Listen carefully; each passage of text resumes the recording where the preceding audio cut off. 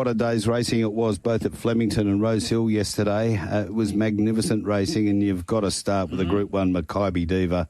How about the performance of the great horse, Mr. Brightside? He's won 3. Yeah. Mate, 3. It was a brilliant tactical ride too, wasn't it? You know, because that's always the worry in those small fields, and you know, it doesn't matter how great the horses are. You know, tempo wins, and he just rode it brilliantly. And to be brutally honest, I mean, I love the horse, as you know, and you do too. But they rode it off. Everyone was writing, he can't get any better. You know, he won't go any better. But he doesn't have to go any better. He just has to do what he does. Just do what he's doing. And Craig Williams, as you said, masterful tactical ride out in front. Not good for Damien Lane. He's got 15 meetings. Too many whip strikes aboard the mare Aliana, so he'll take that from next week. So he rides next Saturday, and then he's off from the 21st, comes back about October 3, around there, I think, from memory. Yes. So, the great man is riding in wonderful form. Aliana, Via Sistina and Antina, just too much to do, and they couldn't reel in Mr. Brightside. No, don't drop off though. The Morty mare, they were all good, weren't they? You know, it was terrific. And you a bloke, I know you got a soft spot for Antino. You know, it's not far off from either, is it? When you think about it, and there's a big race in him somewhere. Yeah, the stewards had a word to both Blake Shin and James McDonald about saying, well, any chance of being a bit proactive at some stage in the race. I was thinking at about, 800. 700, 600. When are you going, Blake? And he resisted the urge, and then when he went to go, it was too late. They're all running, slick 33s. You can't run quicker than the one out in front. No.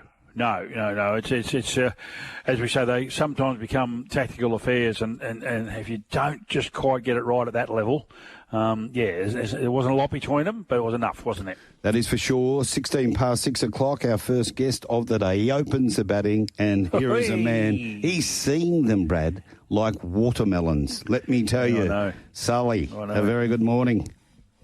Hello, Marty. Hello, Brad. And hello, listeners. And it's a bing-a-bing-a-bing. It's a swing man.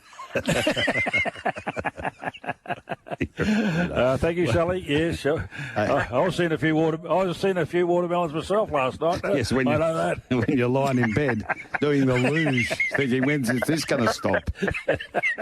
Well done. You may not have heard this, Bradley, but our man who was searching for 5 Friday multis in a row just went bang. Thank you very much. He needed Storm to win, Katoa to score. First man over. Bang. Yeah, would have been nice if we... I hope some of the people took the $13 first try score. But at the end of the day, and we've got the little double up that I left you with on Friday with Casey McLean scoring last night for the Panthers. So anyone who was listening Friday night, Katoa into McLean, that'll do. $6.80. Happy days. Well done, Sully. Hey, listen, he's a good man, isn't he, Bellamy? That was probably the best game, really. I thought anyway. I mean, it was competitive for a lot longer than a few of the others, but he just gets it right, doesn't he? And when does he does the big man come back in for the grand final or the prelim? Yeah, Nelson. Yes. Yeah, I'm pretty sure. I'm sure he was rubbed out, but he must be the grand final, I think. I think he's a bit of a liability now. The other bloke, the bloke that's the main one, looks like Jerome Hughes with the broken arm. Yep. I thought he'd play the grand final, but there's talk that he'll play in the prelim, Brad. So that's mind you, Wishart and Pezzett did a great job the other night. And you've hit the nail on the head about the quality of game. It's been the best one so far out of the 3 played. I tell you what's happened though, lads. This has really hurt the Canterbury Bankstown Bulldogs.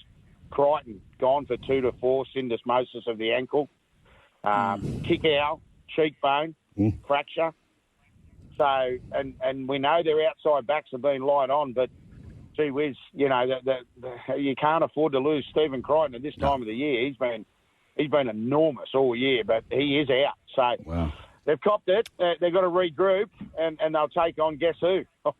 The Panthers. Mm-hmm. And they were too good for the Warriors. 24-18, always in control of the match. They were, Marty, and the weather came. I tell you what, the ground held up beautifully. We had a little bit of controversy. They thought one was a double movement. The forward pass was forward. It didn't affect the game.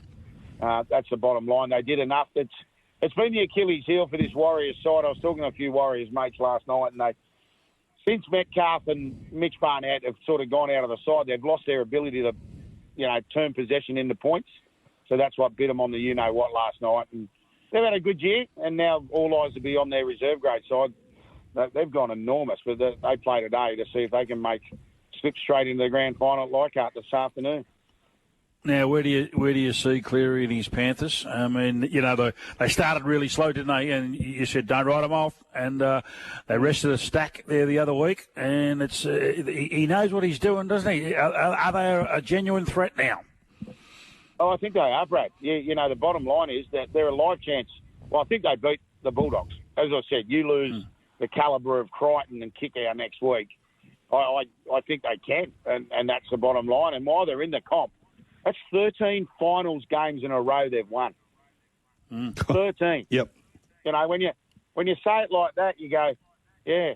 And there's only 6 now. So, yeah, definitely they are a live chance. Don't worry about that. And as I said, I think they'll beat the Bulldogs next week. Well done on your tip. The Sharks against the Roosters. They won this 20-10, led 12-4 at half-time. Yeah, one of those games, you scratch your head. It was 51 to 49%, the Sharks, but they just couldn't hang on. They couldn't hang on to the footy, the Roosters. Their completion rate was 55, in between 55 and 60%. You can't do that and win games of footy. Ronaldo Molotalo, boys, I tell you what, he scored a double. He's upset a lot of people over here. There's big Ronaldo on the wing. He just tells everyone to get next, basically. Well, I like the guy. Well, at the end of the day, that was a big win. A massive crowd, wasn't it, lads? 13,000 at Shark Park. Oh, don't get me started. So, Sal, we've got one more game to round it out, and we'll just get the betting up on this particular match. Your boys, the Raiders, are $1.68. The Broncos are $2.17. So the betting's been around that all week, 2.5, and the total points there at 44.5. Yeah, that betting's interesting. Talk about betting, Marty. Brad, on Friday night. Marty, what about the support for the Storm on Friday? Oh, That was incredible, the amount of money that came for the Storm on Friday. It was similar to that money that come for Collingwood against Adelaide the week before. Yeah, and you've just got to follow it in. This game today... Sorry, Brad. I know you're not allowed. They're not allowed to, but they've got a couple of connections there. Got a few quid. Yeah. Well... just digressing back to that game, maybe the money that come for Collingwood against Adelaide was because, word had got out 5 or 6 had the flu in that game. Maybe that was why. But, unless there's a player out, Sol, or, a late out, you don't normally see this sort of money that late into a match. And they were right on again. They were spot on again.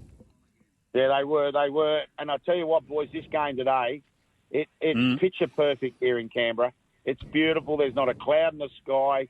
We'll get to this afternoon. It'll be a fast track, and we've got 2 sides, as we know, that like to let the ball sing. They'll throw it around. So it's incredible to think. It's 31 years since the Raiders won a comp, and it's 19 since the Broncos last won a competition. So, 9 from 10 they are at home this year, this Raiders side. And the Broncos have lost 4 of their last 5 at GIO, so it sets it up beautifully. Geez, they'll make some noise. They really, really well. But you look at the class. You look at the class of all the players in the forward packs. I think Papali'i will play, boys. I heard yesterday. Okay. He actually seriously did the ankle. That wasn't ducks and drakes. That was the truth. He got through the captain's run yesterday, so he'll play. So the clash between him and Payne Haas. And then you got Carrigan, Tapani, this 4-pack, Hudson Young at the back, and then the excitement at the back. And honestly, since Marm and Reynolds haven't been there, Billy Walters and Ben Hunt have given early ball to Reece Walsh. That's the key. Now, that's the Raiders. They've got to cut the throat of the snake. That's the thing. And that's what he is. He's such a dangerous player, Reece Walsh. As we know, he scored 6 tries in his last 5 games. So that's the interesting thing. Mate, there's a big carrot here, isn't it? There's you get the week off, it's a massive, massive carrot. So It's going to be exciting. I'm looking forward to it. Oh, okay. What off that Retrovision text line, Bradley? I'll just jump in. Sorry. I'll just jump in. Retrovision text line, one here for Wally, and it's for Sully. Okay, yep. Sul, Roosters now out of the NRL. What did you make of their season? Yeah, I'll be totally honest, Wally. I'm if I'm a Roosters fan, I'm pretty happy. We know, and we have stated how much quality they lost at the start of the year. A lot of guys moving on. There was a big roster, and they've played these young fellas, haven't they? Savala's put his hand up. Nafua White's been outstanding for them. So, mate, I'm a pass master for the Roosters, if you're asking me on their season. So, yeah, if you're a Roosters fan, you're happy to get there. The completion rate's been their Achilles heel. That we saw it a couple of weeks ago against Parramatta when they got beaten up by them. But, mate, they've had a really, really good last 8 weeks. Sully, just a quick one back. You got me going now. I think Marty and I wish we were there with you today for this game. I mean, we've died and gone to heaven, haven't we? Go back 30 years, and Ricky was playing along with Laurie and Big Mel, and they had Wally and Gino Miles, and I mean, and isn't it funny? They're playing the similar styles to those two teams from 35 years ago. You've hit a nail on the head there, and it's quite interesting. The last time these two met in a final, Brad, was 1995. And guess who was the captain of the Canberra Raiders? Their coach. Yeah. Their coach now. It's funny, I had a chat with Glenn Lazarus yesterday. I'm not big on name dropping, that, but I said to Glenn yesterday, I said, mate, how are you feeling? Oh, mate. I said, how are you feeling? He goes, yeah, I know what you mean, because he was obviously made his name at the Raiders, went to the Broncos, and then he just looked at me and said, geez, I hope the ref don't spoil it. Well, 2:05 start time for this game. It promises to be an absolute belter. How are we going to bet into it? We can have a same-game multi on Tab Touch now in the league.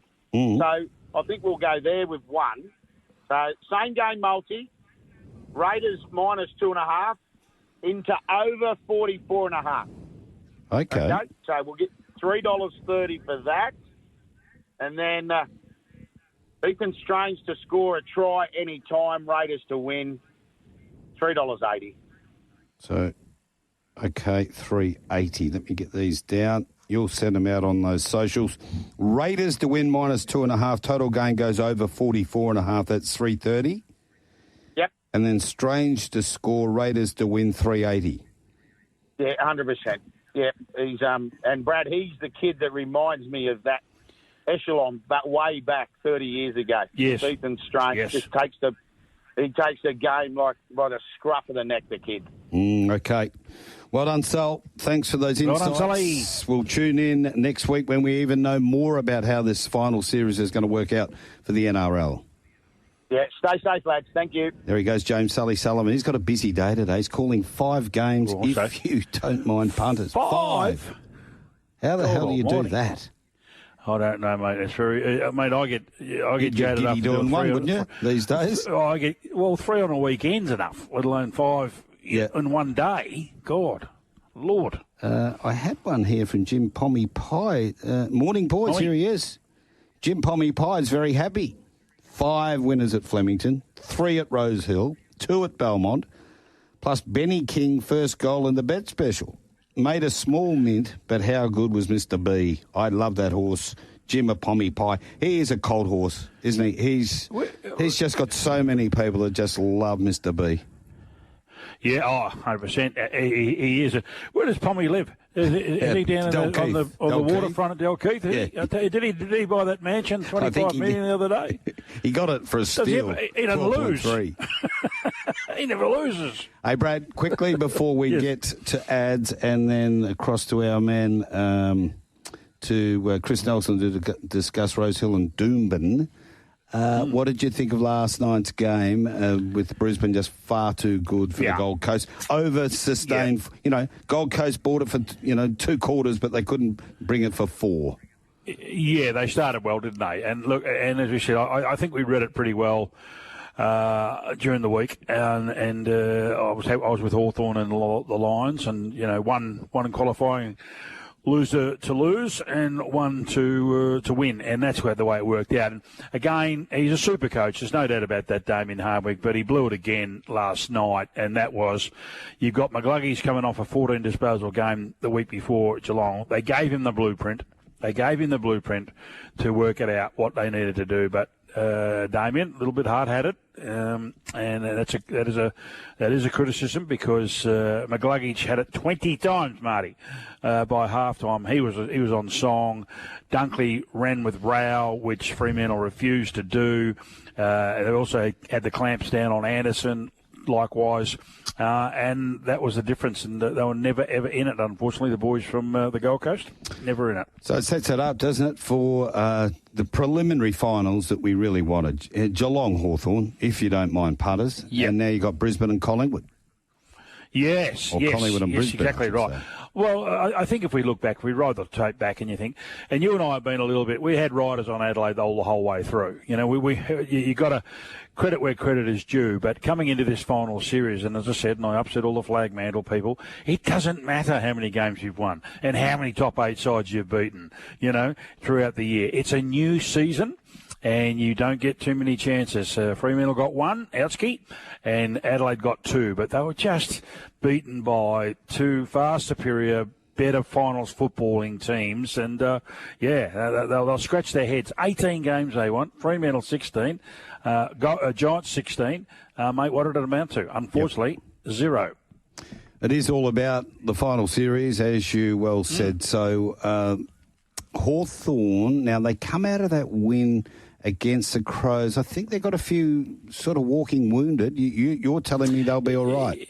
Yeah. Look, you're always going to get lumps and bumps, but it's finals, Marty, and you know it's amazing when the adrenaline runs. They'll get through. They'll do whatever they need to make sure they get up. It's a relatively quick turnaround, I suppose, but not too bad. Friday night they'll be ready, and they're battle hardened. And the Geelong, you can't do any. Health is your best player, and quite clearly they don't have any health problems at all at Geelong. They're going along swimmingly.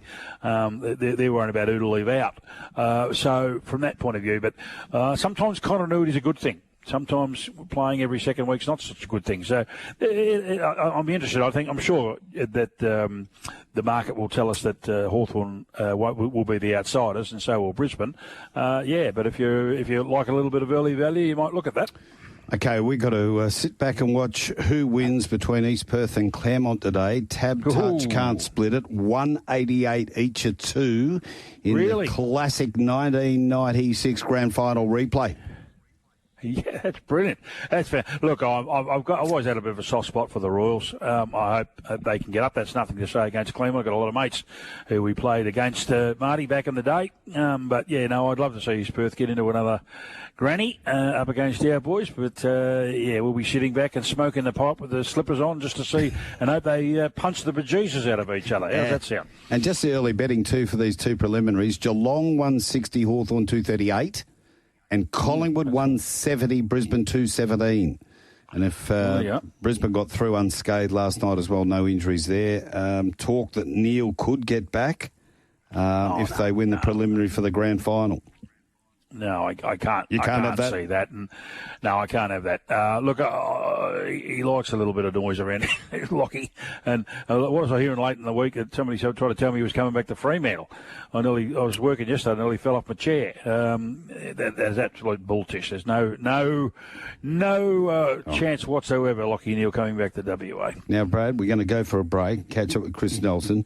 But from 7 to 7:30, when we can talk, I want some of your best bulltish that is going around at the moment. It's bulltish season. You must have some beauties for our listeners. Hey? Mate, I'm bagging it. I'm bagging it. There's that much of it. I'm bagging it up and selling it. Zach, $5 a bag. Now Zach Merritt to Richmond. Now they're talking to He's been talking to Richmond now. He wants to go to a winning team. All I'll say on that is, yeah, that's right. If I'm Essendon, I'm saying, righto, Zach, no problem. Yep, you can leave, but you'll go where we want you to Correct. go, not where you want to go. And so that's one thing. But I admire him. He's had to do something. He's always been a bit fragile for mine in terms of, we've always thought he's and that's fair enough. I mean, you've got to have that little element of selfishness about you when you're playing any elite sport. But I'm thinking, has he got the wherewithal to be the protagonist, the antagonist? Basically, is he going to be able to stand up and fight? Because that's what it's going to turn into. It's turning into a massive all-in now. And it's going to get nasty and messy. And you've got to have a really, really good constitution if you go down that path. Been there myself, all that sort of stuff. Yep. And you've got to be able to withstand everything coming your way. And it's not nice. There's going to be a lot of people out there. Mate, I heard one bloke. I know you listen to Eastern States Radio from time to time. I crashed my car. One bloke rang up. He said, "Get rid of him. Put asterisks next to his 5 best and fairest." Oh, yeah. Mate, they are so emotional. Yes. They get really emotional, the punters. 0427 789571 Retrovision text line. Get emotional with us today. Sunday morning, Tab Radio Racing and Sport is turned on, and you are listening to the dulcet tones of Marty Young and Brad Hardie on the Aftermath. And a very good morning, Chris Nelson. Good morning, Marty. Good morning, Brad. Are you down there trying to woo Zach Merritt? You're in Melbourne, aren't you? Good luck. I am in Melbourne, actually, at the moment. Are you? No, I know. Yes, I thought. Oh, no, he wants to go to Richmond. He wants to go to a team that's going to be winning. If they're not coming to Richmond, I'm not interested. So can you please tell why you're in Melbourne? What's the story? Family. I'm visiting my father in Melbourne, who's making as much noise as he can in the background, so I'll put a stop to that. That's what dads do. They're good at it. All right. What about racing at Rose Hill? It was a cracking day. Cracking day. First one we'll look at, the Ming Dynasty. Chris Waller had 60s going out in front for Rachel King, and Autumn Boy, who was the favourite. Gee, he impressed me his last 50, 100 metres. Autumn Boy, didn't he knuckle down? Yeah, he did. He gave the 60s, I'd say, 4 or 5 lengths, and the 60s was off and running. And the 60s didn't dawdle in front. The pace was stronger in front earlier than it was late. So Autumn Boy was probably entitled to finish off late, but gee, he was impressive doing so. And all you can say is next time with him going forward over further, you certainly want to be on Autumn Boy. He was a slashing return. He was very good up here or up in Brisbane in the winter. Winning that race and then winning that Canterbury race prior to that at big odds. So when he steps out over further, I certainly want to be with Autumn Boy. Without Peer, ran on quite well, not as well as the winner, and Grand Prairie, similar story there, but I don't think you can get away from Autumn Boy there, guys. Chris, the race 7 was the Group 2 Shirako Stakes, and look, there seemed to be, everybody was a bit keen to be on speed there a little bit yesterday, and it didn't work out for Gangster Granny, but Manal was a very good 2-year-old, and she's come up nicely, toughed it right out. Yeah, she did, and you're right, Brad. Early in the day, it looked as though on pace against the fence was going to dominate, but look, tempo had a little bit to do with some of those, that we found out later on. Lilac led here. Spicy Martini was right up there, and Gangster Granny, the one you mentioned there, was caught 3 wide, no cover. So things didn't pan out for her. Look, this race, they didn't go hard at all. It was a sprint home. However, it was the pressure early on that killed those on-pace runners. It wasn't the tempo. It was the pressure. And Manal and Amina were the two that were parked right behind. Now, Manal was able to get to the outside in the straight, and run on strongly and win, whereas poor old Amina was looking for runs along the inside, and they didn't come. Never really got a clear crack at them in the straight at all, Amina. So Manal was good, but had the right run. Amina didn't have the right run and was quite okay as well. Dark Glitter ran on well. Steffi Magnetica, the class horse in the race, well, there was a few there, but she was the main class in the race, the dual Group 1 winner. I thought she passed the pass mark there. She peaked probably about 100 metres to go. And as I said, the tempo didn't really work in her favour there. So I think she's definitely come back okay. She'll take good improvement from the run. But Manal had the right run. Certainly Amina, one to keep an eye on going forward there. Now, you might be onto something with your Godolphin gear change that you told us about, was it a week or 2 weeks ago? I thought that was a bit cutting, but by gee, things seem to be going all right for the boys in blue at the moment. Tempted beats Bay Walked and the unlucky Skyhook back in third. Stop it. I didn't even know if Brad had come on this morning. I thought he'd be still with tears in his eyes. Well, I'm sure that while Karen was riding along, he had horror movie right there on my TV ringing through his ears. Look, they went hard here. Yeah. They went hard. Raging Force certainly ran them along, and gee, they back tempted every time I looked at the odds. So she was firming up, and look, she was a really good 2-year-old, as we know. Mm-hmm. I thought she might have been a chance to win the 2-year-old of the year, but that went to the Golden Slipper winner, which seems to be the norm these days. But Tempted was very good. Now she sat off them. She gave them 7 lengths, 5 lengths on the home turn, and that tempo up front certainly helped, and she was very, very strong late. However, Skyhook, whilst Tempted was motoring down the outside, Skyhook was looking for runs all over the place and couldn't get them. And once getting into the clear, ran home extremely well. That was a very good run and just as good as Tempted, I have to say. Maybe even better, Brad. Maybe even better. No. Yeah, it would have been nice, but that's the way you go. Sometimes you don't have the luck in racing that you like, and there's plenty of punters out there who will testify to that. The Theo Marks, Timmy Clark did everything he could on General Salute to try and test out this mare, but she's better than good. She's very, very good. Yeah. This was a massive sprint home here, 33.52 the last 600, and Timmy Clark did a good thing going forward on General Salute because he wouldn't have been in the race otherwise. Espionage led and stopped. Autumn Glow right up on the speed, park third. Gee, I love that last 50 metres from Autumn Glow. She really got away from them. I even thought 1,300 metres might... I didn't think it'd find her out, but I thought she might struggle a little bit. But, wow, she always had the race in her keeping. And then, as I said, that last 50 metres, she just really got away from the second horse. So I think she's going on towards the Epsom is going to be her next race at this stage. Race. Yeah, and Pio I thought was good too. Yeah. Running on in that race wasn't easy. Pio made some good ground. Did show a lot up here in Brisbane during the winter, so that is a horse to follow, Pio. We've got Ethan Brown, a special guest between 7 and 8. Really looking forward to talking to Ethan as well. And he had a red letter day going to Sydney from Brisbane. So horses to follow there at Rose Hill? Autumn Boy, obviously over further. Both Tempted and Skyhook out of the run to the Rose. And Pier out of race 9. There's a couple of obviouses there with Autumn's in front of the other Autumn Glow, but I don't think I need to let anyone know how good she is to put her in their black book, so we'll leave her out. There was a couple up at Doomben you wanted to look at. Any good day's racing? There was a big shower came down, didn't it, just before race 1, I reckon, and just dropped out of nowhere. Did it have any effect on the day, or just dissipated pretty quickly? It was pretty heavy, and it did go to a soft 5 after that. And I think there was, I think it might have been a touch worse than that. Might have been between a soft 5 and a soft 6. So it would have been good if that didn't eventuate that shower, but it did. 3 winners to CJ Graham, the first 3 of the day, 2 to Andrew Mellion, and 3 to Tony Gollan on the training front. Just a couple to follow. The winner of the first race, Margot's Deal, came out of a maiden, blew us all away. Someone knew that was a bit of money around for her.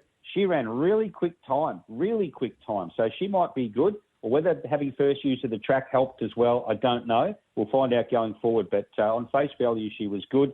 And race 8, I think Queen Air might be just about ready next time out. She was battling away on the fence there, but that last little bit, I think she was all right, Marty. Yeah, 2,000 metres next start, I think should be very hard to beat. That'll just bring... She had a fair while out in the paddock. She even looked big in the yard again yesterday. And those mares, Brad, as you know, they get a bit older and they go out for too long. It takes them a bit to get them fit again. But, I agree with you. That's a good call. Yeah. Now, Chris, has your dad done the form today for the Sunny Coast? Has he got anything for us there? Or is he... He's outside sweeping the garden, as dads do also. So I have, though. Not this one. No gardens for Mart. All right, here we go. Sunny Coast today, soft 6, but a beautiful day. Back home, I believe, and a beautiful day in Melbourne too. Race 1, number 4, Find Me. I'm only telling you this because I love the trial. Yep. But he's short. Yep. Race 3, number 4, SSB, and race 7, number 12, Port River Billy at double figure odds each way. Ooh, good work. Can I get those last two again? Race 3, number... 4. Race 3, number 4, SSB. Yep. Those tricky names. And race 7, number 12, Port River Billy each way. Port River Billy. I think it's Bathurst Cup Day today too, isn't it? Big day for Bathurst? Yes, it is. Yes. Yep. Yeah. Gerald's got a couple down there, and they'll both be going very close today. And one of them, one of Chris's is in my first leg of my multi, and Gerald's got one of the last leg of my multi. Hey, Chris, you enjoy yourself down there in Melbourne. It was all about Mr. Brightside yesterday. Did you happen to get out to Flemington or not? I was in the plane when the time that race was running, so I haven't had a chance to look. But I did sneak a listen before they told me to go into aeroplane mode, and I know it was a sprint home. But just having a bit of a look at the sectionals last night, I thought Antino's sectionals were pretty good in a race that didn't look to be suitable. So still a Cox plate, I think, for it, isn't it? That's his go. Yeah, I still love that second horse of Chris Wallace. Yeah. I love that mare. Aliana. If she goes to the Caulfield Cup, she can win. Beautifully done, Chris. Enjoy yourself in Melbourne. Will do, guys. Chat soon. Thanks. 500 metres, a length and a half mark, Twain Aliana, Via Sistina up the middle of the course, then Tom Kitten, and behind them Antino in a dash to the line. 300 to go, and Mr. Brightside's 2 lengths in front of Aliana Via Sistina. Antino, the widest, is winding up. Still Mr. Brightside with 150 metres to go. A good buffer. Mr. Brightside is 2 lengths in front. It's going to be a famous hat trick. 3 Maccabi Divas for Mr. Brightside. Second Aliana. Third Via Sistina. Racetrack Ralphy from racetrackralphy.com joins us. What a special win that was, Ralph. Oh, you got to admire just those type of warriors, don't you? You know, they just keep on putting the mouth guard in, turning up. Marvellous job by Team Hayes, but 20th win, dear me. I mean, 17.9 mil. 17.9 mil. Absolutely. If you get to own a horse that's good enough to win a couple of races, you're happy. And his horse won, what was that? His 10th or 11th Group 1, just amazing. Matt Hill caught it beautifully, though. It was all about the tempo. And there's a couple of fundamentals, isn't it, that we can all learn from punters if you did dive in. And one was, he was the only horse set for that race. And on paper, there was going to be no speed, and he was going to be the lone leader. So I'm convinced the best of him is behind him, and that's from boring facts and figures that we use. But as the old saying goes, you know, we could all beat Usain Bolt in the sprint if he gives us a big enough head start. Ralphie, good morning. How will he be remembered? What will be his legacy? Because I'm still shaking my head he didn't win that Cox Plate there a couple of years ago. Shadows. Well, just his unbelievable honesty, and obviously at a mile. Look, the one bit of kryptonite in the figures is a Fast Run 2000. Yeah. That Cox Plate was really unusual because it was a headwind and they walked into it. So hence it was almost like a mile shape, and hence he nearly knocked off Romantic Warrior. But no, just absolute. Fantastic horse. I think with Aliana, I wouldn't be surprised if they go back to a Caulfield Cup campaign. She ran the perfect Caulfield Cup campaign, and in the end, Via Sistina set for one race. So if you took the $1.80, you'd be face palming yourself. And Antino was fine under that circumstance. But when they're running 122 dead, Vince's figures aren't through yet, but when they're running 122 dead in a 1400 and they run 138.7, so that's probably 18 lengths off what they could do, these horses. Good luck catching them. So what would be your advice? I mean, where's the not the blame, but were the other jockeys are just a little bit asleep? Should they have? What should they have done to try and negate that such a walk and canter?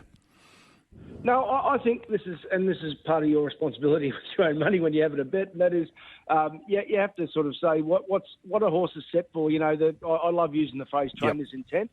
And in absolute fairness, this was the only horse set for this race. So, you're going to have to go through Bart Cummings' legacy over 50 years to go criticise horses or sort of trainers' tactics or jockeys' tactics here because, you're entitled to let your horse be where comfortable and know that you don't want to barbecue it early in a preparation. So, the same fundamentals, watching the amazing work of like Team Williams in Perth every carnival. You get horses, you ride them where they're suited, and you peak them in grand finals. Yep. So this horse's grand final, Mr. Brightside, and it wasn't Aliana Via Sistina nor Antino's grand final. It's a massive day, Flemington, yesterday. Let's motor through these. The first Persian Spirit, good win this. Simon Wild, Harry Coffey at the big odds.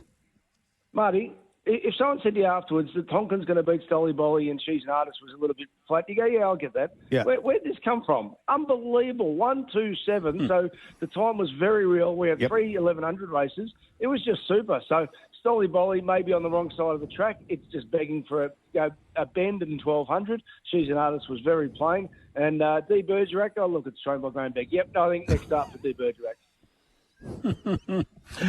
Sorry, Matty, my computer's just crashed. So you need to. Okay, Poseidon Stakes, 1100 metres, and before the race, Robbie Griffiths said he probably needs this one to get to the next one. Someone forgot to tell the horse, Legacy Bound, and Mark Zara just warming up nicely for the spring. Yeah, he does. He puts the mouse guard in, doesn't he? Yep. Well, look, here we go. So 1, 3, 6, and they've run, about 5 lengths slower than Persian Spirit in the big field.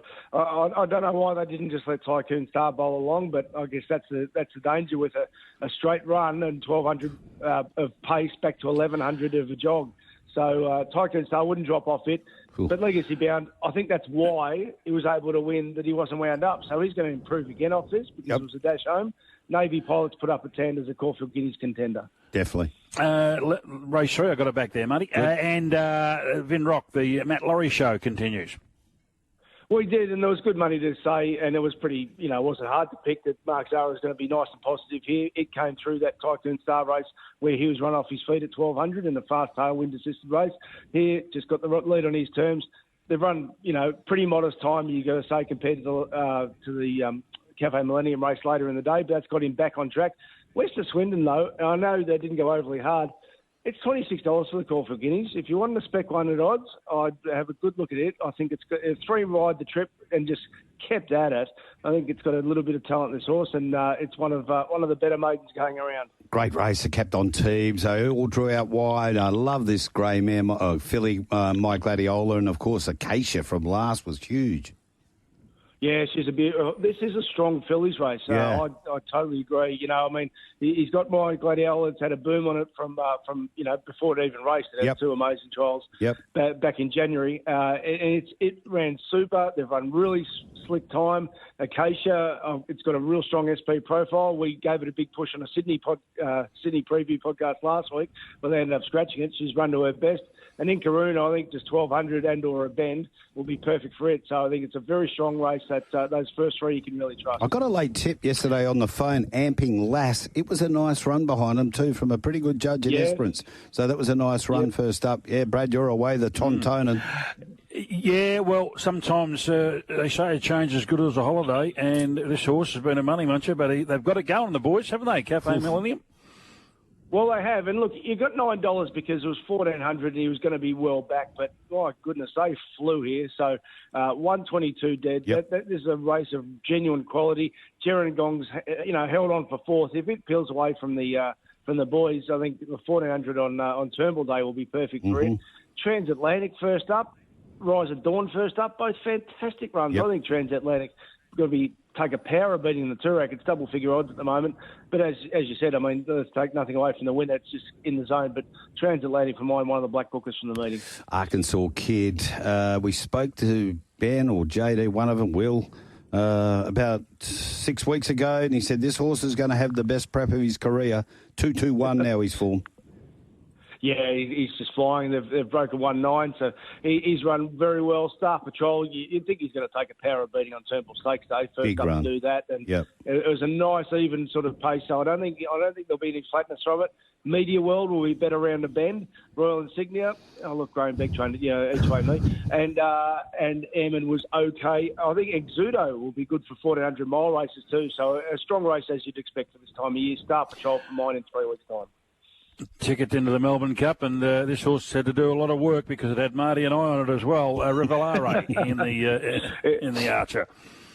He's a beauty. He's had a lot less miles in his legs than Mormona this prep, so he's only going to go one way, and that's up. Look, the Melbourne Cup's going to obviously be harder. I think it'll be very interesting which way they go now that he's got the golden ticket, if they do run in the Bart Cummings, but he's obviously just a beauty. I think Jennifer Moose is going to take a power beating in the Bart Cummings. When the rail will go out, it'll be easy to sling out deeper in the lanes and just a race with more tempo. So Jennifer Moose, I think, is going to run a bold race in the Bart Cummings. We always talk about races being won out of the barriers. Declan Bates, after 200 metres, I said, well, this is over.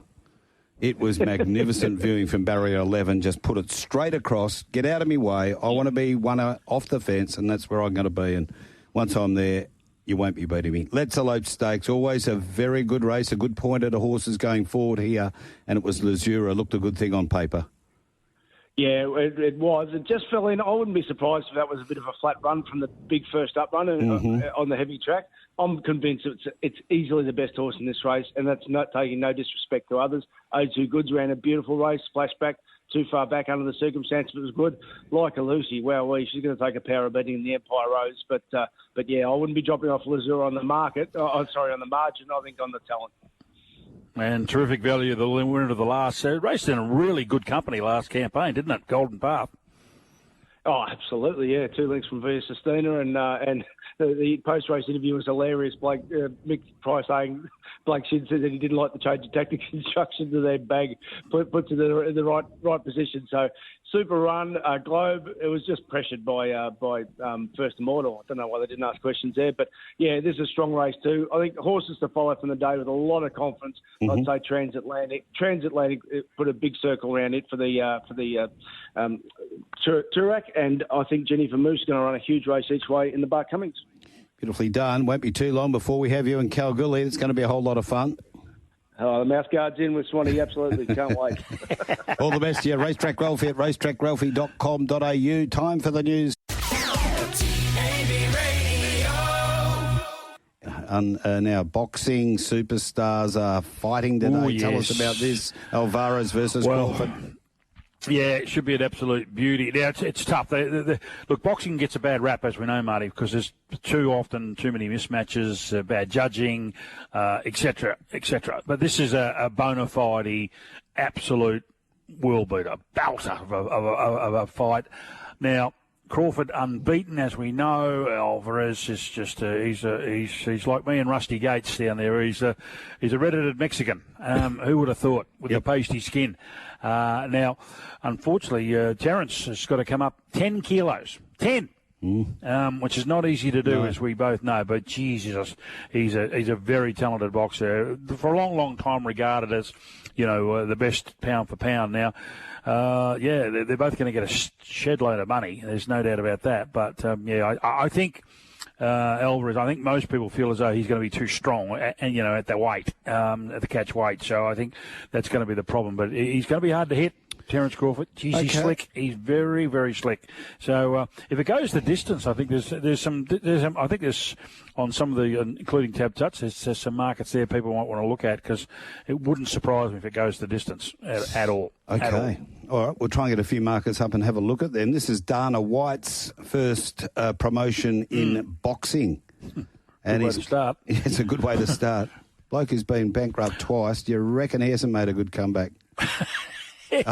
Yeah, well, and he's friends with the president, and they're going to have UFC in the White House at the White House Gardens, aren't they, in the not too distant future? Yep. And his podcast is going gangbusters. He's done really well. But blackjack table, they tell me he loves getting on that blackjack table and just scaring the living daylights out of him. Look, not to overstate it, this is the best fight for a long time, Marty, I think. Yeah. And what time to get underway, Brad? Pacquiao, Mayweather. I think it's on Netflix, so that's good. Ooh. So if you've got Netflix at home, you don't have to go out there and go pay-per-view. If you've got Netflix at home, and a lot of people, I hope, have, they've got some sort of carrier, but Netflix is the one that's on, so keep an eye on that. I think it'll be more probably around about lunchtime, Perth time, I reckon. Okay. If I can get an excellent time for you, I will let you know. Okay, the World Asks continue on in Tokyo. Just a little summary of the Aussies over there. Lauren Ryan ran fifth in the 10,000. Curtis Marshall has made it to the final of the pole vault. Rowan Browning missed the semi-final by 0.008 of a second. But great news for Tori Lewis. She broke the Australian record in the heats of the 100-metre sprint, so she goes forward. Billings missed out in the semi-final spot of the 1500. And Jess Hull won her heat at the 1500. So there you have it. That's a quick overview of how the Aussies are going up there at Tokyo. That is on right now, so if you want to watch it, it's on SBS and also Channel 9 on one of the 9 channels. So you can keep an eye on that as you're listening to us, because it is fantastic world athletics. Let's have a look at this, Brad. This is from Lisa of Ellenbrook on that Retrovision text line. Good morning, everyone, including Sophie. And just before we go, that fight, Marty, is on at 12:30. So there you go. You're right, yep. Brad, around lunchtime. Wallabies' comeback wasn't enough to get the win over Argentina. They went down by 2 points. I watched the end of that yesterday. It was thrilling. What's going on with the All Blacks? South Africa absolutely smashed them on their home deck, 10-43. You wouldn't believe that, would you? Well done to the Hawks in Brisbane. Suns very poor and shows that Freo are still a way off the mark of winning a flag. Brad, the Eagles have secured Phil Merriman as their high-performance manager. What's going on at Freo? Lots of members not happy that Freo have let him go. Word is that things not that honky-dory behind the scenes. Marty, if you haven't heard Brad's rant on Freo last Monday, I've heard it. It's worth a listen. He didn't go sideways. He went straight up the guts there, Liz. It's an absolute gold from Bradley. He didn't hold back live radio at its best. Have a great day and week. Everyone keep smiling. Lisa of Ellenbrook. Yeah, that's an interesting one. It's more in your wheelhouse, the fitness and conditioning. I know you got a really good handle on that. It was an interesting one. We had a couple of callers yesterday on my show sort of saying that they're very disappointed that, and he'd been waiting for a contract renewal from Fremantle, which never ever came. So after they dropped out on the Monday, he obviously it wasn't forthcoming, and decided he was going to. Him and the family were going to explore other opportunities, so to speak, mainly on the East Coast. And then within a day, Marty, he's signed up for the West Coast Eagles. So, you have to think. I had been alerted by, a family member of one of the young players that, there's a few that aren't elite players down at the club who refuse to go into the gym, etc. They don't have to do that apparently. So it's not a great example. So I don't know whether Phil might have challenged the players or whatever. And it can happen. I mean, we heard that about the West Coast, didn't we, for a long, long time, that, blokes were taking shortcuts and whatever, and it's proven to be correct because they've been in bad nick, and now Matthew Innes has left there and gone to Essendon York Club, and now Merriman's found himself up the road within about 36 hours. So it doesn't pass the pub test, and it's got a bit of a stench about it. I've always thought the Fremantle Dockers, it's one area where you couldn't doubt the way they look and play. They're fit. They rarely get beaten. And look how many times they won last quarters this year. And I know what you're talking about. They're, a high-profile backman who gets a lot of the balls and kicks it forward a lot, doesn't defend a great deal. He looks like he could do with a bit more work in the gym. So you can work that one out yourself. But, and that can happen. I remember when Matty Barber was at Subi, there was and it's normally the veteran players, right? The young blokes, you just say to them, if the deeper you squat, the more weight you put on the bar, the bigger and stronger you're going to get. They just say, well, put it on. But the old veterans, they come back and say, oh, no, I don't want to do a full squat. It'll hurt me back. The last time I did that, I was out for 6 weeks. And they then run to the coach and say, look, you've got to tell the fitness coach, no more, I can't do this, otherwise I'll break down. And then the coach comes back over and gives it to the fitness coach. And that's how it starts. That's how it starts. And then all of a sudden, certain players don't work as hard as other players. And you say, well, if you're the one doing all the hard work, why is this going on? Yeah. Yeah, it's it sounds like another version of the tail wagging the dog, doesn't it? Certainly does. Morning, Marty. Just a shout-out to Scotty Embry with Play of the Day Sweet Tea Place Bet. Hoping he had a little straight out as well. Snoz, I actually heard that, and it was a very good tip because we brought it up on Straight Up on Thursday that McGinnity always used to like this horse, and I said, is the love affair back on? He said, funny enough, it trialled really well. And then driving around on Saturday morning, Scotty threw it out, and he said, if I had to have one bet in the race, it'd be Sweet Tea. I'll go to the place at about $6. So it was a good tip, no doubt about that. Another one for Retrovision. What do we got here? The turnaround from regular season to finals, 119 points. Brisbane are brilliant. Shows how much the intensity changes and what a different game the finals are, Brad. Oh, yeah, no doubt. It goes up a notch. We've always said it doesn't matter what level you play at, Marty. I mean, and the ammos, the whole lot. The waffle, sandful, it just goes up another gear, another cog. And if teams aren't ready for it, and some aren't, and some we thought might be too soon. We thought it might be a little bit too. Looking on face value, we thought it might have been a bit too soon for the Gold Coast Suns, even though it was their first time. But they did really well against Fremantle, not so well last night. And Adelaide, that was yours and my rider, wasn't it? Is this finals footy?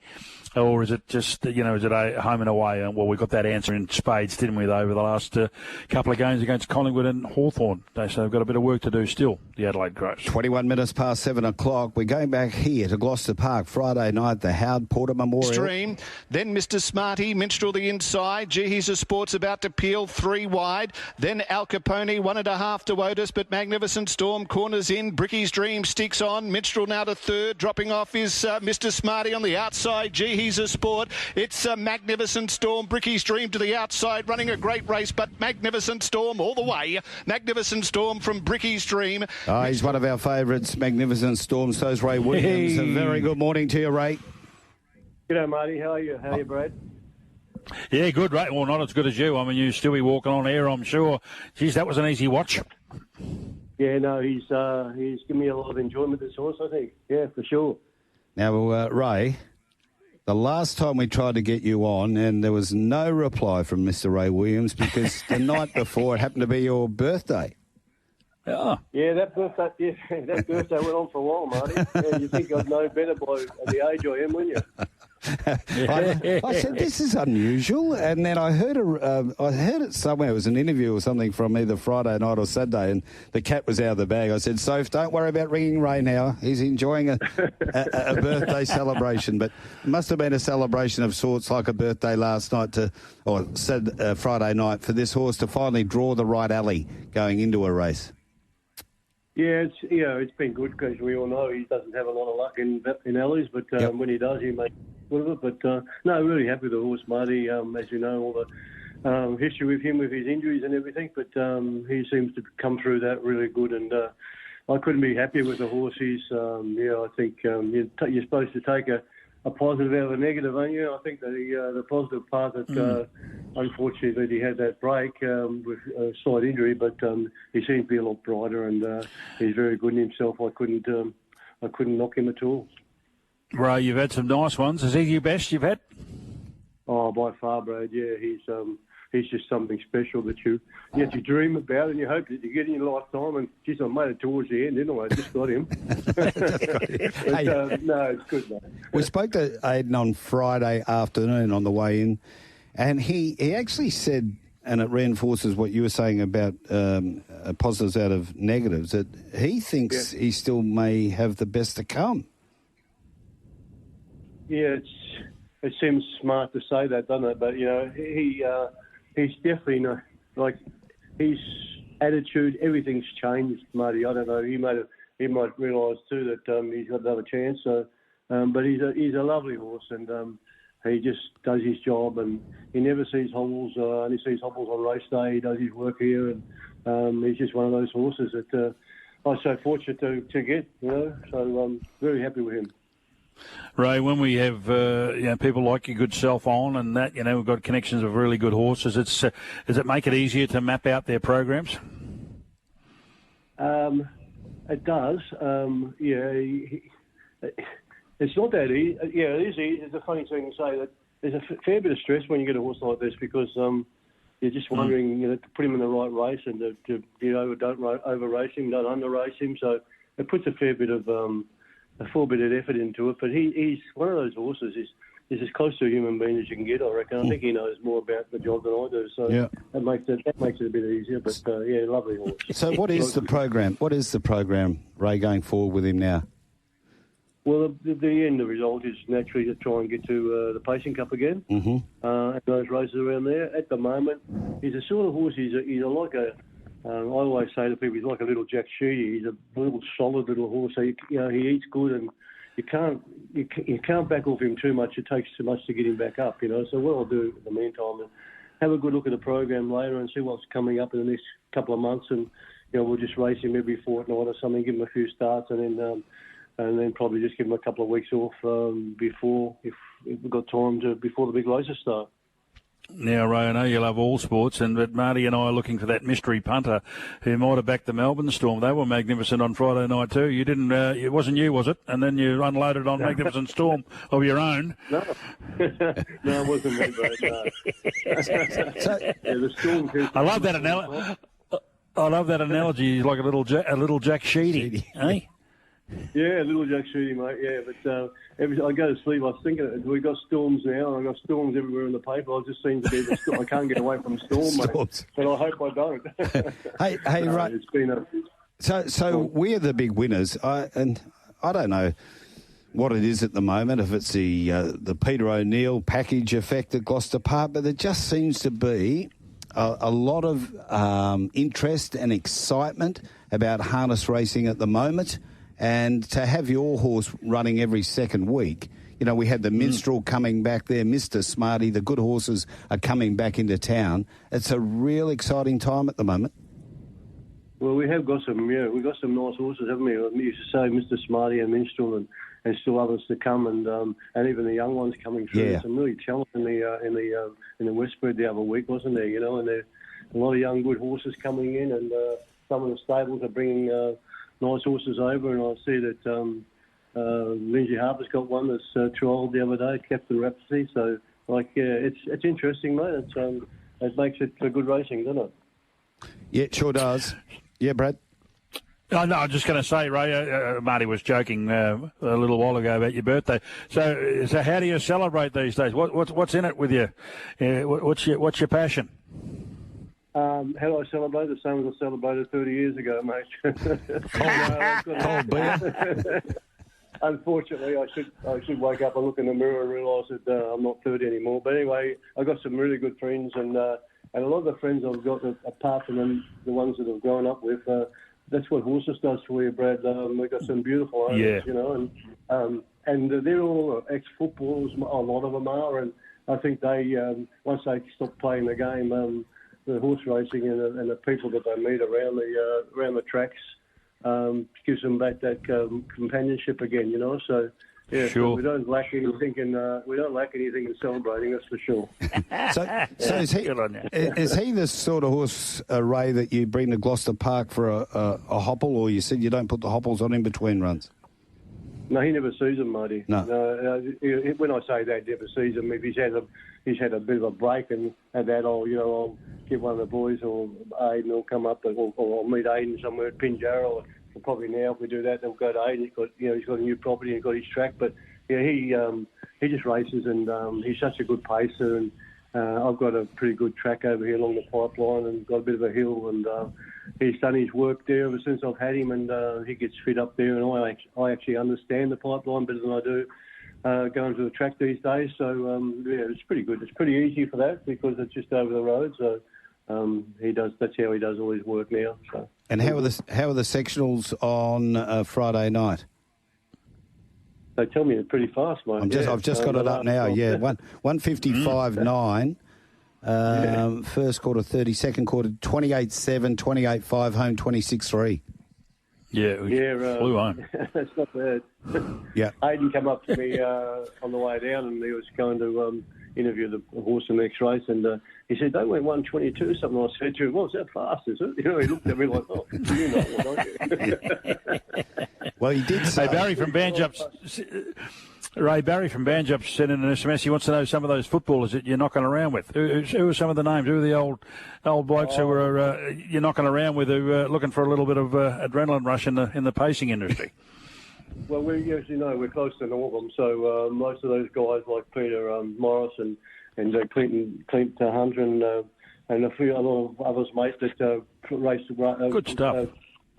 Football in Northam, and they just like to have the companionship now. And they started off with Grant actually with the trotters, and then they've kind of most of them have stuck a bit, with the trotters, and most of them have stuck a bit with going to the Gallop. So yeah, it's just a really good atmosphere, mate. And with me, I've only got 5 in work, but I've got my daughter has been with me for a long time. And her son's come over now, and he's working for me. So as you know, as you get older, you don't want to go around too much. So he works for me too, and he drives the horses for me. So yeah, it's a good setup at the moment. Really good. Fantastic. Just getting into that warmer weather too, and I like saying this, there's no better place, when it starts to warm up a bit than being behind a pacer early in the morning as the sun's coming up. It's a great way to start the day. It's not good fun at the moment, Marty, but no, not at the moment. And just going back to that conversation we had with Aidan, because I've always been on about how good this horse looks, his stride when he's really moving. And he said it's something special, something different that he doesn't experience with many other pacers, is when this horse is flying along down that back, running those sectionals, the feeling it gives him is out of this world. Yeah, he's such a lovely pacer. And I just remember going back when Aidan first started driving, and I think we went to Bunbury one night or something, and I said to Aidan, just be careful when you go down the track because he gets a bit keen. He's very relaxed, but when he gets on the track, it's like the footballers, mate. They go over that white line, and Aidan come in and said, "Geez, I thought he was going to kick me out of the car," But he's just one of them horses. Yeah, another thing he said the other night that he said it's just like he just goes right to the line now. When his earlier days, he used to he just annoys a bit because he'd have the race won, but then he'd be looking up and looking to where the others are, and he'd ease up a bit. He had a chance of getting beat that way, But at the moment, he's just turned into a real racehorse. Yeah. So expect to see him in a fortnight? Yeah, roughly a fortnight, mate. I'll just have a look, and see what's going on. We just got to, keep him ticking over, but also give him a chance to have a little break and have time to come back again too, So his breaks will only be a couple of weeks because he's living my property. I'm only on 2.5 acres at the moment, but the yards are big and there's plenty of grass, and so he's quite happy at home. But it's always good just to take him away. And he normally goes down to Robbie's for a couple of weeks at Pinjarra, and he settles in down there. So we'll do that at some time. I haven't worked out a date yet, but I'm sure Robbie will let me know. So we'll go from there. Beautiful. You got another one in the stable coming on, or it's all about Magnificent Storm? No, I haven't got. I wish I had another Magnificent Storm, but the horse I've got, Vanderbilt, I think he's a really nice horse.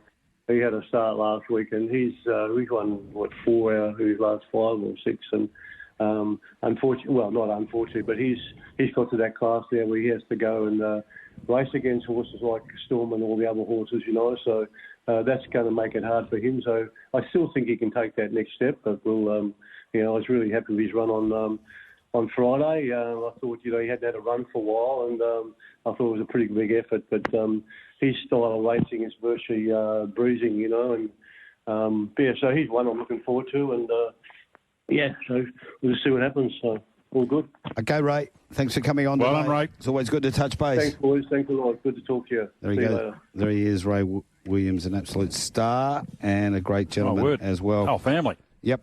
Doing a terrific job. Now, we've got a winner for the Sunday Saviour. It was I think it was SOS. It's SOS. It might be SNOS. I don't know. But he had a 4-leg multi in Kalgoorlie last week and got the money. Right. So it gives you hope, Brad, that your 4-legger can be successful.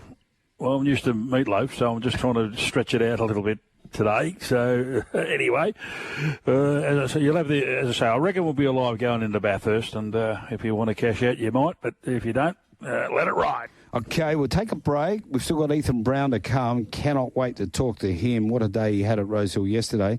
And we've got plenty of text to come as well. So that is for Retrovision, 0427 789 571.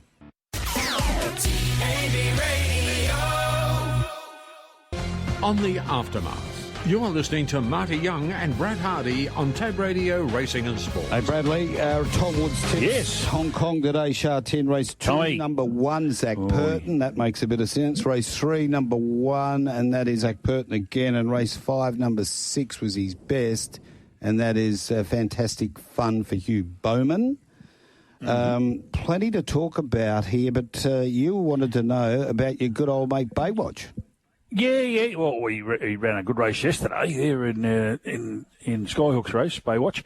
How did they end up going down there? We were having a bit of fun on Friday night. They had three grades in, didn't they? I think 3. How did they end up going down Albany, they won the lot. They got the lot. What? Congratulations. The 3 of them? Yep. Taraways, the Tigers down there in Albany, Colts, Rezzies. I think the Rezzies scraped in by 2 points. And our man who needed to kick 3 for the ton only got 1. But doesn't matter. They got a medal around his neck. That's the main thing. And final siren, I thought was a terrific run with the Golden Saddle as the main target coming up. What did you think? Beck's doing a great job. Yeah, no, Beck's doing a great job with that horse. And, what about Kalgoorlie? Should speed around there, you'd think, wouldn't it? Hey, can you and I make it to the Mad Monday down in Albany tomorrow? Do you reckon we can get there? Yeah. Do you reckon we can get there in time? Don't really need it at the moment, Brad. Got a big campaign ahead of me. So Hair of the dog, come on. Jim Pommy Pie. So the Crows out in straight sets, but they didn't win a quarter in the finals. Is that a first? No. Yeah, probably. Well, it's the first time in I think it's Pommy that it's first time in 43 years since a team has done that. I mean, top of the ladder and 83, wasn't it? Yep. Yeah. I think that was in the VFL days, but they got a little bit of history. They don't really want it, I would have thought, but they unfortunately, and again, they're going to. It'll bring up Rankin's thing again and all that sort of stuff. But it was more than that. It wouldn't have mattered whether he was there or not. As I say, they just didn't have the gusto and the wherewithal to go with it. And they've invested so heavily on that 3-tiered forward line that they've got. Yeah. Okay, Brad. Not so much of a monster. Yeah, the 3-headed monsters, the teams with them. Adelaide? Yes. Fremantle? Yes. GWS? Yep. How are you all going now? No good. Yeah, unfortunately, yeah. And look, I mean, Fogarty was the biggest disappointment for me. He never kicked a goal against anybody any good. And that's again the same as Fremantle.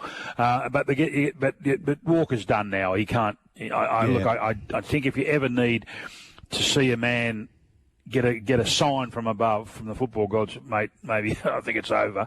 It was the other night. He had a couple of shots and he's missing the ones that he normally would have got, and he ran around a few balls. Just the thing was bouncing around.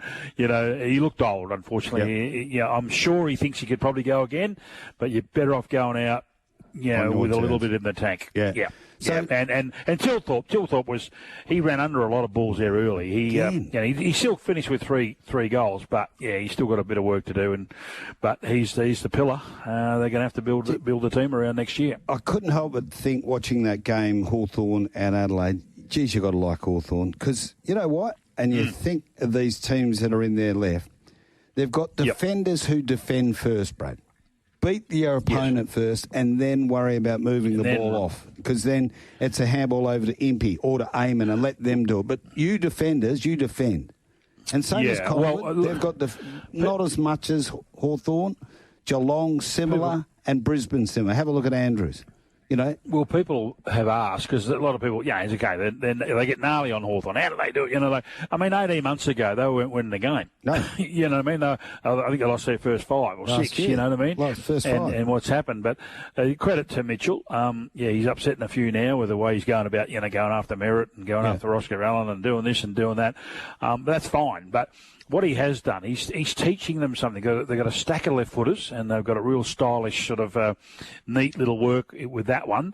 But they've gone out and played what I call, pinching an ism from America, was a money ball. They went out and they said, righto, let's go and get Tom Barrass. They got Tom. Now Tom's, he did his job the other night, and he, as you say, he's happy to lock down on somebody and spoil. Occasionally intercept mark, but he's not dashing off, because he leaves that to Battle, and he leaves that to Impey and Amon and Sicily and all of that sort of stuff. They all know how to play their roles, as you say. And then they found Jai Newcomb, who's just killing them, when it comes to finals footy. Yep. He must be in front in the Gary Ayres Award for the best player of the finals so far, because he's played 2 games. Some have only played 1, and he's got another one to come. And then you go forward, and that's their only issue. Mitchell Lewis, Deer's got a hamstring. Gunston's playing like a half-forward flanker and killing them. And Marby Orchol is a much better player than I thought he was at the Gold Coast Suns. Yep. I thought, it's going to be a bit of work here.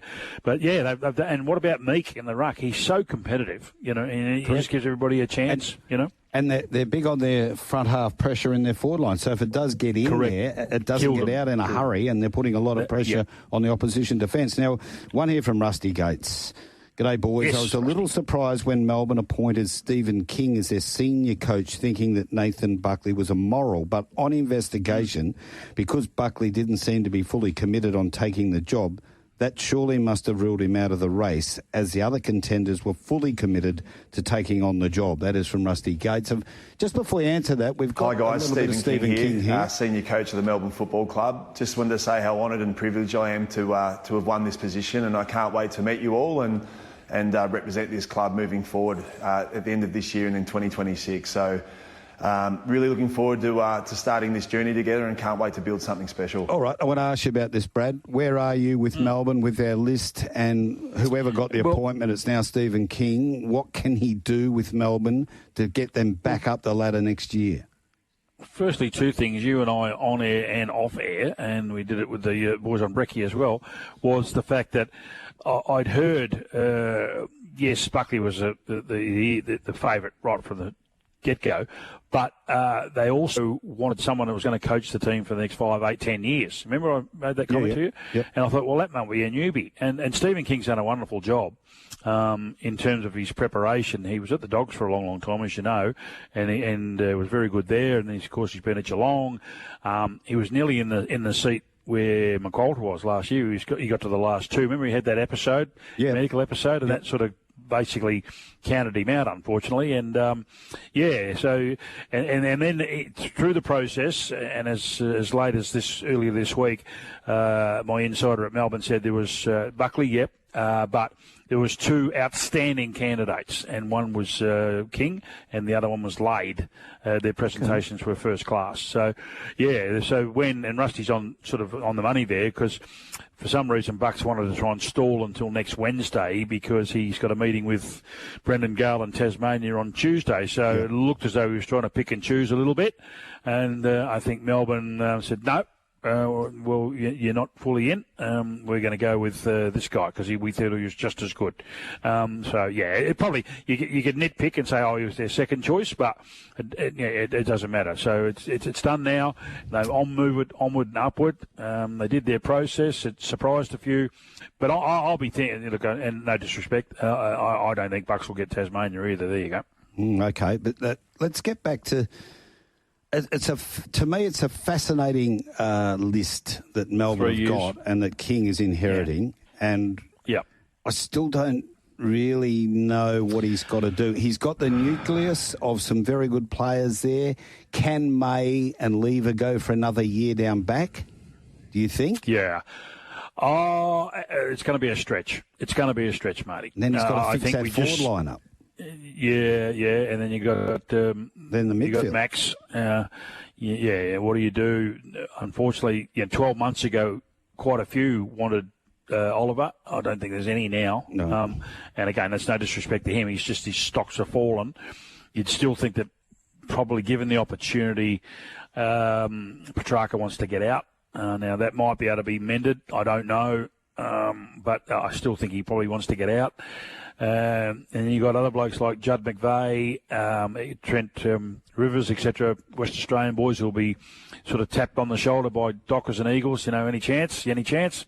They'll play them at their own game. Cossie's signed up for a few years, but I'm with you. I'm happy to bet against him for the next 2 years. That's not because of Stephen King. That's just because of the list. Okay. Now that gets me to another point I was going to bring up earlier on when you said that Essendon should play hardball with merit and dictate which club he goes to. I'm pretty sure in the States that if you sign a long-term contract, say it's I think it might be 4 or 5 years as the minimum, and then after a year or two you want to get out, it is the club that dictates where you go to, not the player.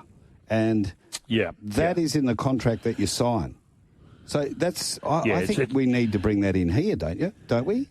They need to do something. I mean, the managers have the biggest say in footy, as we know. We've said that all along. And, and again, the narrative's changed. A month ago, people were saying, Max Gawn should leave and go and, finish his career somewhere where he can win a flag. Well, that's one element. Of course, everybody wants to win a flag, and the money will come. I don't know. But when you're leaving a footy club, Marty, generally it's for a better offer. Yep. And more money, and people can understand that, or you've got a problem with something. Exactly. clearly there's a problem there that hasn't been scratched yet because we know you had so many injuries and the fitness guy's been changed. They've changed the president in recent years. They've changed the coach in recent years.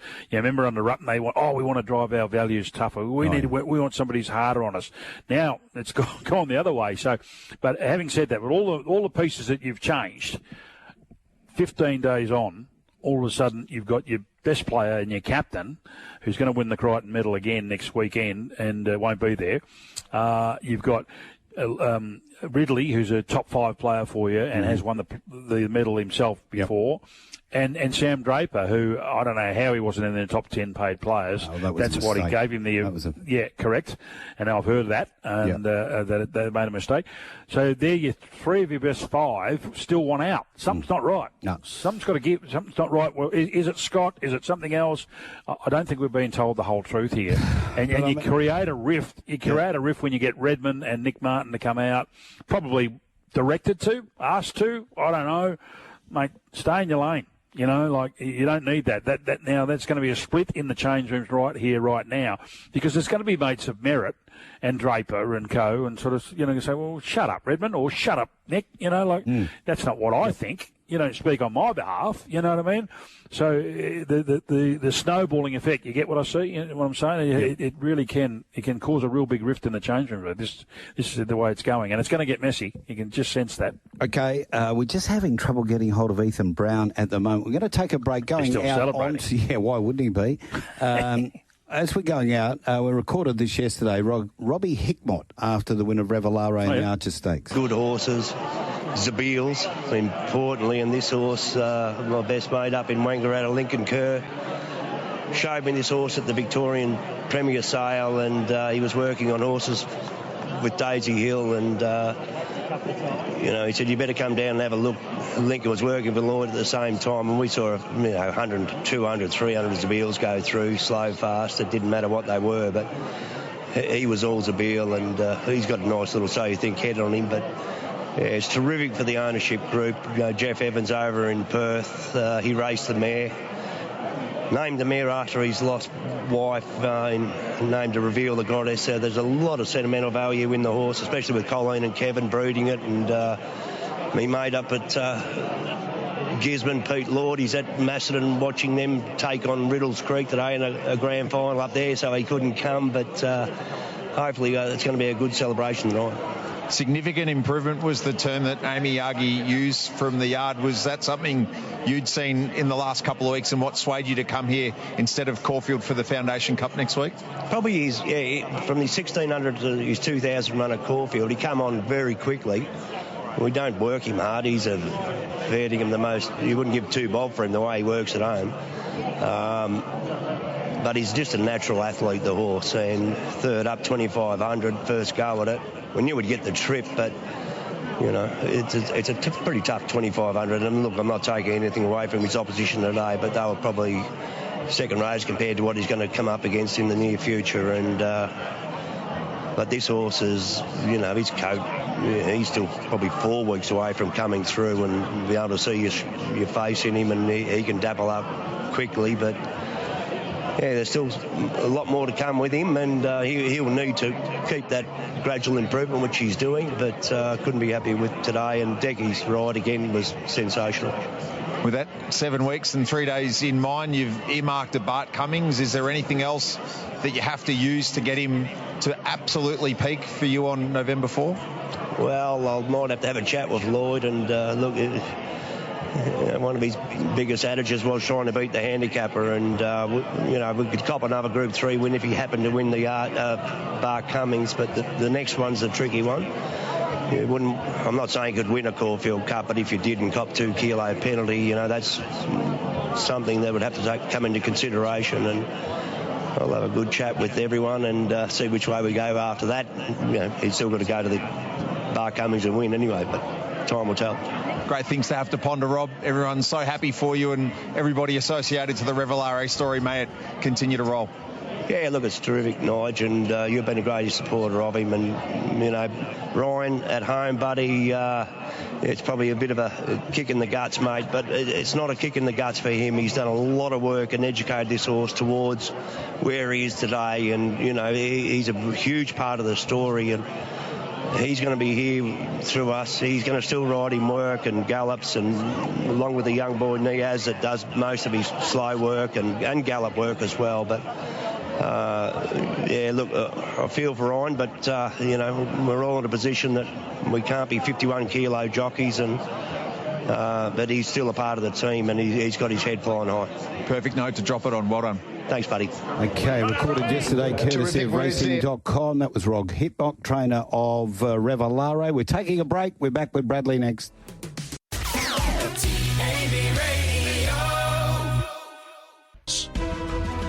Every Sunday morning, like a lullaby to a baby's ear, Marty Young and Brad Hardie entertaining you on the Aftermath on Tab Radio Racing and Sport. Been humming some lullabies today in my ear down the line. Haven't you, Bradley? I have. I certainly have, Marty. Hey, Marty, it is racing spring carnival time, and it's grand final time. So, Retrovision, our great mate Mort's got a big deal going on. This is good for you and good for our listeners. And it started last Thursday. Now, you'll get a $500 Retrovision gift card on selected big screen TVs, Samsung, LG, TCL, and Hisense. It goes till the Saturday the 27th. So that means, Marty, because you buy two of everything every time you go in. Price of one. So you're going to get $1,000. Yes. You're going to get two gift cards. So that'll be magnificent. So for those, it's the right season to be investing in a new TV. So get in there. 17 stores, got to be one near you. Lisa, there's one up there in Ellenbrook. Yep. Stick it on the wall and take home a $500 gift card thanks to the Group 1 Morts. He's a ripper. He certainly is. Now, Paul from Pally, morning, boys. Paul. Are Brizzy's free agents going to upset the balance? Oscar will just get in the way of Gallop and Logan Morris.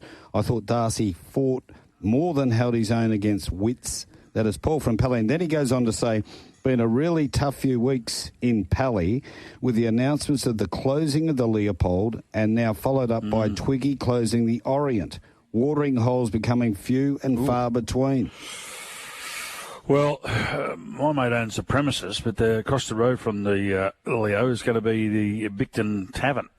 They've done a magnificent job on that, so keep an eye on that. And I understand that the Leo is going to become 7 or 8 story apartments, I think. That's what's going to happen. Okay. So they're going to have instant clientele for the Bicton Tavern across the road. Yeah, but I used to love going to the Leo. I went there last time I was there, but yeah, I loved it. I remember when Budgie and Sully had it and all that sort of stuff. I think I'm pretty sure I had my 50th birthday there. The Budge put on a special show at the back, and was it terrific? Last year.